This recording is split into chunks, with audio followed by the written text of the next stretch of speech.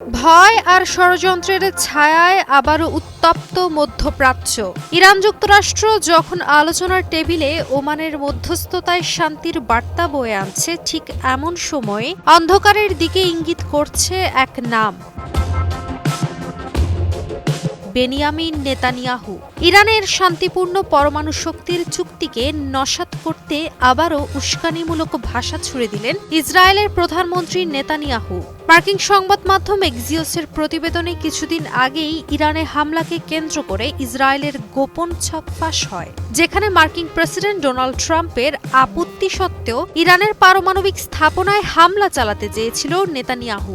আজ আবার তার বক্তব্যে সেই পুরনো হামলার ছায়া ফিরে এসেছে। বিশ্লেষকরা বলছেন, বিশ্ব যখন সমঝোতার পথে হাঁটছে, তখন ইসরায়েল নিজেই মধ্যপ্রাচ্যের নতুন সংকটের কারিগর হিসেবে আত্মপ্রকাশ করছে।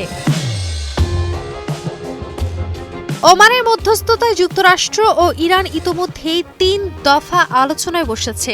লক্ষ্য একটাই, আর সেটা হলো কার্যকর পরমাণু চুক্তি, যা একদিকে ইরানকে পরমাণু অস্ত্র অর্জন থেকে বিরত রাখবে, অন্যদিকে তুলে নেবে ইরানের ওপর যুক্তরাষ্ট্রের আরোপিত কঠিন নিষেধাজ্ঞা।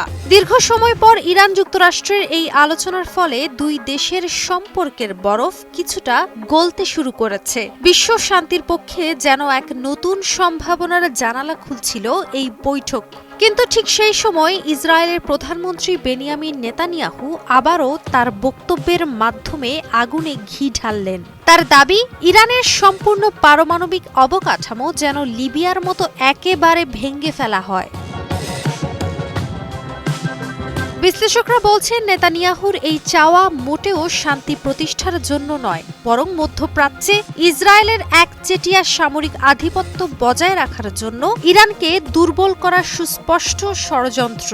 কারণ ইতোমধ্যেই আন্তর্জাতিক পরমাণু শক্তি সংস্থা জানিয়েছে, আর মাত্র এক ধাপ পেরোলেই ইরানের হাতে চলে আসবে পারমাণবিক অস্ত্র, আর তাতেই চিন্তায় পড়েছে ইসরায়েল। কেননা ইরান এখন কেবল পরমাণু শক্তি নয়, পুরো মধ্যপ্রাচ্যে আঞ্চলিক নেতৃত্বেরও প্রতীক হয়ে উঠছে প্রতিনিয়ত।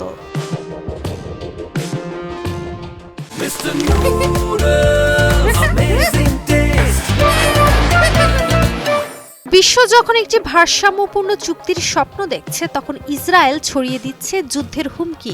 রয়টার্সের প্রতিবেদনে জানা যায়, অতীতেও নেতানিয়াহু বারবার ট্রাম্প প্রশাসনকে ইরানের বিরুদ্ধে সামরিক হামলায় প্ররোচিত করতে চেয়েছিলেন।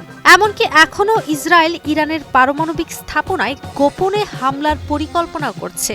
কিন্তু বাস্তবতা হলো, ইরান আজ অতীতের চেয়ে অনেক বেশি শক্তিশালী, যারা আধুনিক প্রযুক্তির অস্ত্রে সজ্জিত হয়ে বিশ্বের কাছে ধরা দিয়েছে এক নতুন মডেল হিসেবে।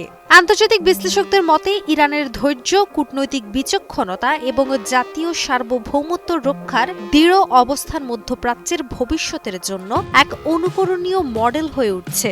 আর অন্যদিকে ইসরায়েল, বিশ্ব শান্তির পথে তাদের ভূমিকা এখনও প্রশ্নবিদ্ধ। নেতানিয়াহু যখন ইরানের শান্তিপূর্ণ পারমাণবিক সক্ষমতা ধ্বংসের ডাক দেন, তখন গোটা বিশ্ব একটা বড় প্রশ্নের মুখোমুখি, আর তা হলো, বিশ্ব কি এবার শান্তির পথ বেছে নিবে, নাকি আবারও মধ্যপ্রাচ্যের বুকে নতুন এক অগ্নিসংযোগের ছক আঁকা হবে। কাজী অহনা, নিউজ 24।